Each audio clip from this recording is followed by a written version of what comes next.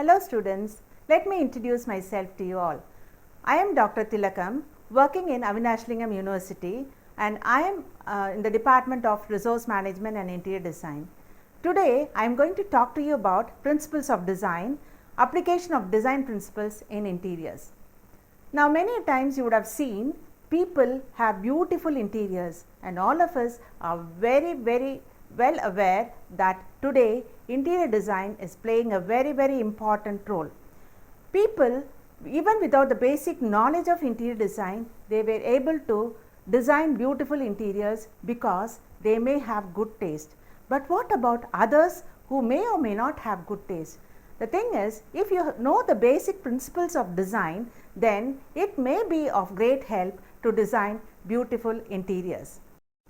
Today, the lesson is planned based on following the objectives to understand the 5 principles of design and to learn to apply the principles in designing interiors. Let me start with proportion. Proportion is the law of relationship which demands that all space divisions be pleasingly related to each other and to the whole. The relationship may be one of magnitude, quantity or degree, which results in the correct or pleasing relation of part of a single object. The principles of proportion are therefore represented as law of space relationship. It indicates that relationship between parts of the same thing or between different things of the same group should be satisfying. The ancient Greeks during the civilization analyzed and developed a scale of space relationship which is represented as Greek or golden oblong or golden section. For flat areas, the ideal proportion is 2:3, 3:5, 5:8 and so on. For 3-dimensional areas of space division, it is 5:7:11 ratio is suggested. The Greek scale of space relationship applies to the shape of a room as well as to the size of the furnishing in the room. A space that is exactly divided into halves or third or quarters is less attractive than unequal division.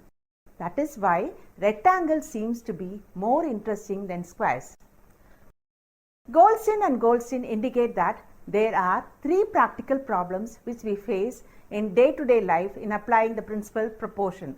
They are how to achieve arrangement which will hold the interest,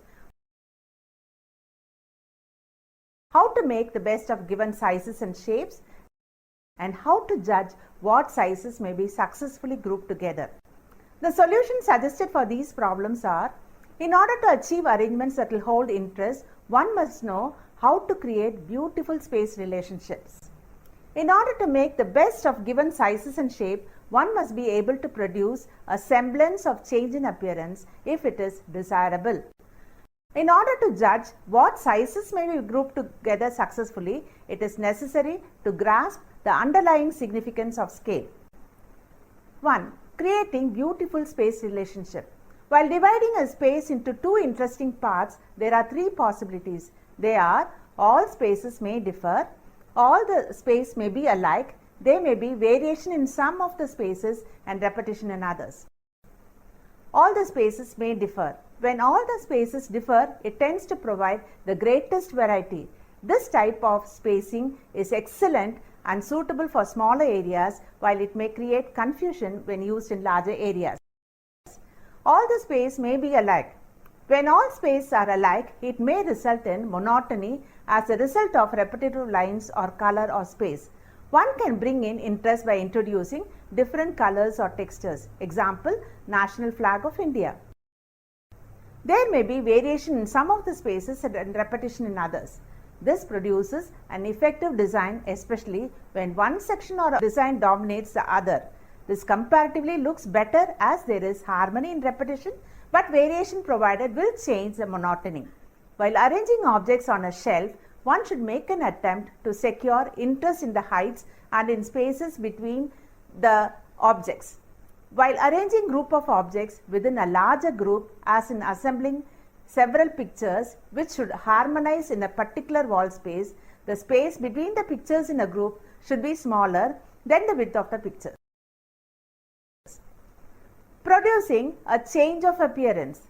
This could be achieved by producing illusionary space in order to make the best of the given sizes and shapes, one must be able to produce a semblance of change in appearance. Vertical or horizontal line when used will add to the height or add width to any object. Change on appearance through colors can be obtained. Extending the color of wall to the ceiling to increase the apparent height of the wall, long and narrow room can be made to look normal by using bright colors for shorter walls and dull colors for the longer walls. Other ways to bring in change in appearance are use of vertical or horizontal wall hanging to emphasize height or width of the wall. A long room can be made to appear shorter by using rugs for various furniture groups of activities. By using valances and cornice boards, the height could be reduced. Understanding the significance of scale.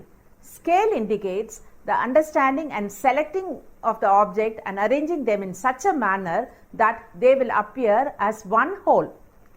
It is related to proportion, in which scale represents the relative sizes of object selected, while proportion deals with the relationship between the parts of an object.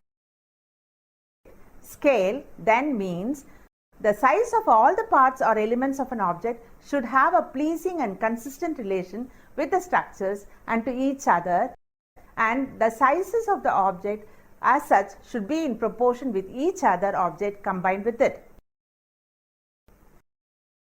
An object will look very small when it is placed near to a very large one. This is due to combination of object with two inconsistent sizes. They accentuate each other by contrast and hence appear out of scale. Some examples are: huge and bulky furniture will fit a huge room, while small pieces of furniture will suit an average sized room.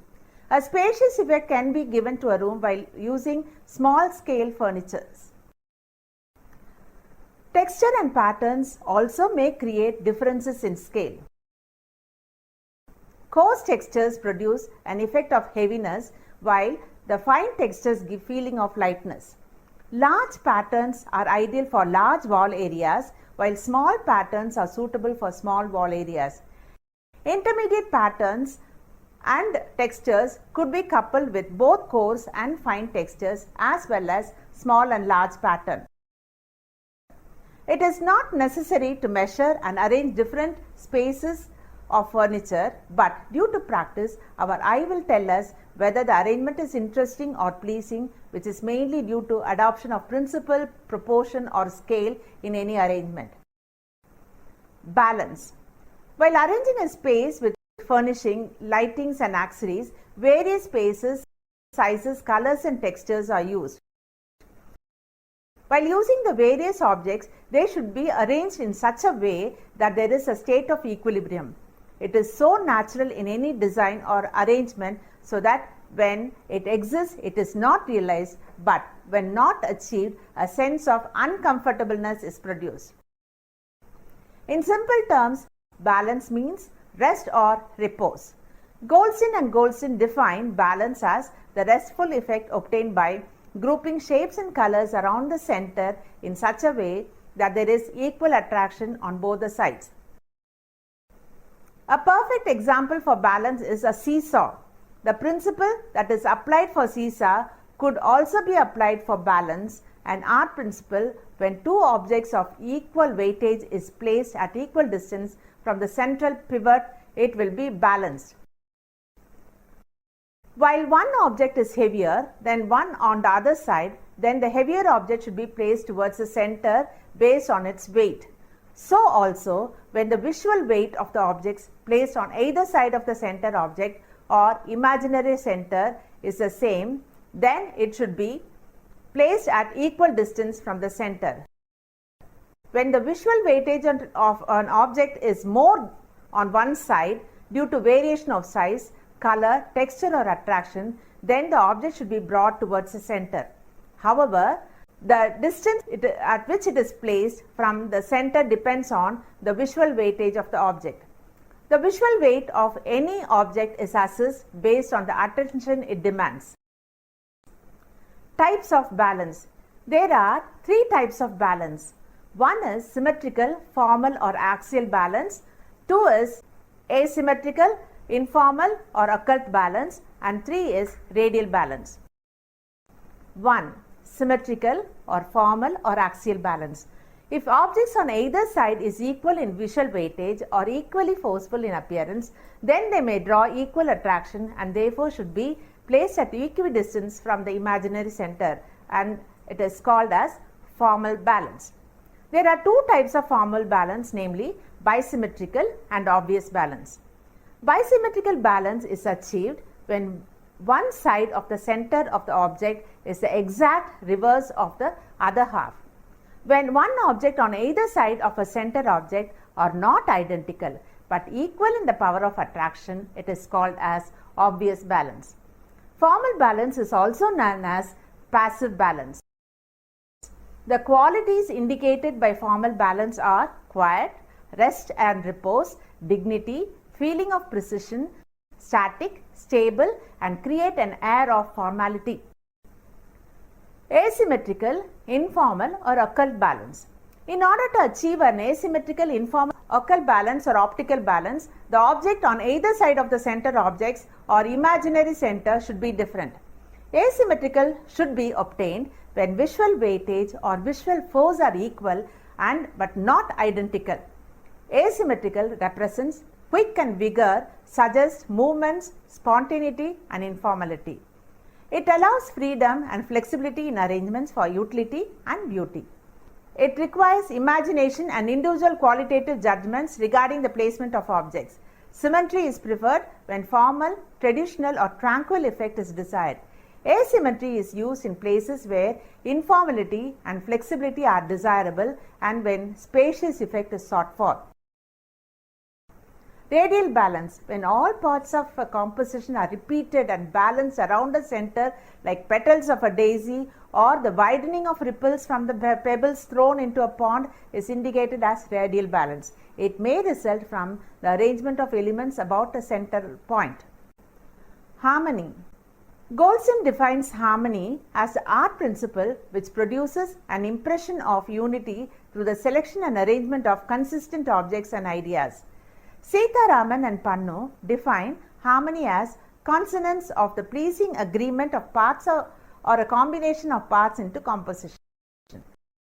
It should form a satisfying whole. While considering the appearance and use of any piece of work, harmony is the most fundamental requirement. When harmony is carried out to the maximum while using elements with similar traits, it must result in unified but uninteresting composition. When variety is carried out to the extreme to create interest, it may result in visual chaos. The principle of harmony takes up 5 aspects. They are harmony of line and shape, harmony of size, harmony of texture, harmony of idea or theme, harmony of color. Harmony of line and shape. The composition of a line can be horizontal, vertical or curved. In any of these compositions, they are grouped under those main group, namely lines which repeat one another, that is harmony through repetition, lines which contrast one another, that is harmony through contrast, lines which soften or modify, harmony through transition. A combination of lines results in shape. While combining different shape, it results in harmony of shape. Example, A is in perfect harmony since one square fits into the other of the same shape. When a shape contradicts with the other shape, as in B, it results in harmony through contrast shapes. The combination should be used only when extreme contrasts are desired. Transitional lines have easy, graceful and softening effects which have the power to bring shapes together, as in figure C. In designing any interiors, number of shapes and forms are used. If an orderly arrangement of line and shapes are followed, it results in harmony. Harmony of size. When objects of two different sizes are together, they give a feeling of being inconsistent. Scale, an aspect of proportion, is related to harmony of size. For example, a small sized room should be furnished with small furniture. Similarly, large furniture can be used in big rooms. Harmony of texture. Texture, either visual or tactile, has gained importance in decorating the interiors. both commercial and residential interiors. For successful planning in interior decoration, the planner should understand that coarse texture will not go with the fine texture, while both coarse and fine textures may blend with medium texture. For example, fine polished wooden furniture can be upholstered with fine textured glazed material, while rough wooden furniture can be upholstered with rough, hard woven materials. Harmony of idea or theme. An interior decoration should plan as how to place things and forms in an area so that it will reflect the idea or theme of the room.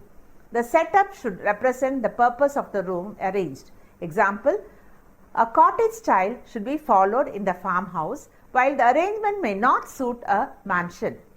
Whatever may be the type of decoration adopted, it is essential to consider that the object used should blend with each other and be in harmony. Thus, it should look pleasing and appealing to the eye.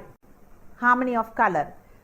When colors which have something in common are in harmony, they give the impression that the colors combined really belong to each other. In general, harmonies are classified under two categories: related color harmony and contrasting color harmony. Rhythm. According to Golson and Colson, in art, rhythm means an easy connected path along which the eye moves in any arrangement of line, form or color. Rhythm then is a related movement. In any arrangement, the eye should move smoothly and gracefully from one object to another to create an important principle of design. It makes the eye to wander over the total design before it stops at a particular point of focus. There are 7 ways in which rhythm is achieved. They are rhythm through repetition of shapes, lines, color, etc. Rhythm through alteration, rhythm through progression of size or gradation, rhythm through continuous line movement, rhythm through radiation, rhythm through opposition, and rhythm through transition. Rhythm through repetition of shapes, lines and colors. It is the easiest way to develop rhythm. This type of rhythm can be obtained by repeating a particular shape, line and color at definite regular intervals. While securing rhythm through repetition, one may have to be careful in avoiding monotony in spacing. When the space between the object or design are far apart, then that design may lack rhythm. In order to create a rhythmic feeling, a shape or design should be used number of times. This may also give an effect of repose. Any shape or design should be used number of times. This may also give an effect of repose. Any shape or design which is difficult to use as an individual unit can be used successfully if repeated at short intervals. Rhythm through alternation. Any design or line can be alternated with another to create interesting effects. Example, the stripes on zebra. This type of rhythm overcomes monotony and creates interesting effect without changing the unity of the design created. Rhythm through continuous line movement. It carries the eye throughout the design and gives a feeling of continuous movement. This line is made largely of curves. No matter at which point the eye enters, it is carried through an easy flowing movement throughout the design without any hindrance. Examples are the design on seashells or column. Rhythm through progression of size or gradation. This type of design produces a rapid movement. Hence, careful handling is required. A progression through gradual change in line, size, color, pattern and light will produce a rhythm through progression or gradation. These types of progression in small areas are seen in scallops on the laces or in large areas like that of temple gopuram. Rhythm through gradation is sometimes misrepresented in the art object or pictures hung on the walls, as it tends to carry the eye to the ceiling. Gradation or progression in values of color are seen in textile shop or dresses sometimes. Rhythm through radiation. It is a type of movement that is produced due to organized movement that radiates from the center like the rays of the sun. Example, a rangoli pattern used on the floor. It is produced when many lines extend from center point or axis. It is not often found in home decoration unless it is used as accessories, dressing tables, etc. Rhythm through opposition or contrast. It is Purposive placement of forms or colors to create opposition by abrupt transition instead of gradual change. Example, a round design placed next to a square. Yellow color placed next to purple. Straight cornices over windows with curtains and draperies that are hanging straight. These type of design will produce exciting responses and also provides continuity upon which rhythm is established. Rhythm by transition.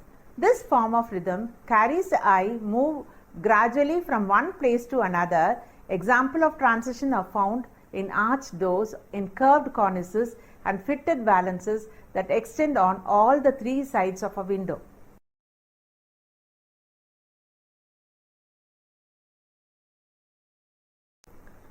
Emphasis. Emphasis is defined as the center of interest to which the eye is carried first to the most important in any arrangement and form, there to every other detail in the order of its importance. Faulkner and Faulkner present 4 levels of emphasis such as emphatic, dominant, subdominant and subordinate. To create an interesting effect, every room should have a center of interest. It should be the most dramatic element which attract the attention of anyone entering the area. When no focal point is created in a room, boredom rapidly sets in. For successful application of emphasis in the interior, one should have the knowledge of the following: what to emphasize, how to emphasize, how much to emphasize, and where to place the emphasis. What to emphasize? A designer should decide on what to emphasize before he gets into the project. Though what one wants to emphasize may vary from individual to individual, it is suggested that the background should be least emphasized and it is only against the background various objects are seen. Hence, it should be quiet and less conspicuous. If the objects are not worth emphasizing, it can be vice versa. How to emphasize? Goldstein and Goldstein had suggested 5 ways of creating emphasis or attract attention. They are as follows: by placing or grouping of objects, by use of contrast colors, by using decoration, by having sufficient plain background, by using contrasting or unusual lines, shapes or sizes.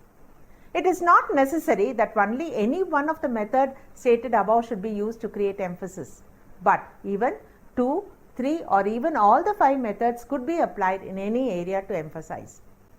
Emphasis through placing or grouping of objects. When related objects are grouped around one function or purpose, they create emphasis by creating unity among its various objects without producing confusion. It is also essential that various objects should be placed at appropriate places. Emphasis by use of contrast colors. Since the eye is quickly attracted by strong contrast of light and dark colors or bright and dull colors, by placing an object against a background which contrasts one can emphasize an object. In order to make a room unified, intermediate hues or values of the striking contrast of color can be used. Emphasis through the use of decoration. Decoration is a useful means to create emphasis. Decoration in an object should be placed at structural points to enhance the beauty of the object. It should be simple, suitable to the object, and decoration should be covered the surface quietly. Some objects which do not have any function, they are used purely for decoration at the point of emphasis while decorating the interiors. Emphasis through plain background. The use of plain background is important to bring out the quality of any object placed against it. It is essential to understand the 2 important guidelines. When object is given through enough background space and separation from other thing, it gains importance. When the selected object is placed close to each other, they will be seen as a group and not as separate units. Since plain spaces are one of the most important consideration in bringing out the quality of an object, it is also one of the most important methods of emphasizing an object. Emphasis through the use of contrast or unusual lines, shapes, sizes and colors. Anything that is unusual or different from the rest or its group attracts our attention. This type of emphasis is seen in the headlines of newspaper where the size of the headlines varies with the importance of news. Use of contrast colors and unusual sized letters could be seen in banners or advertisements on the roadside, which attracts attention of the people. How much to emphasize? The amount of emphasis varies with each arrangement, while giving a grade for emphasizing different objects placed in a room. Background should be given a point near 0 in the scale, and various focal points are provided with different grades according to the order of importance. Simplicity is the keyword or the answer for how much to emphasize. Where to place the emphasis? When an object is placed on a horizontal plane and when it has to view from all sides, then the object to be emphasized should be placed in the center. In a vertical plane, the center of interest will be slightly above the exact center. It can therefore be concluded that structuring of art forms is guided by establishing principles. It can be said that the principles of art are not only actually the formulae for creating beauty, but also help in judging whether an object or area of the house artistically good or poor. Because a design is created by the selection and arrangement of form, color, texture, etc., the result in the expression of the person who selects and arranges them. In that sense, a home setting is a design as it represents the ideas and personalities of individuals who live in it.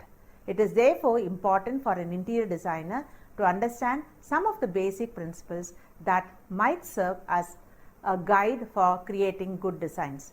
It can therefore be concluded that structuring of art forms is guided by establishing principles.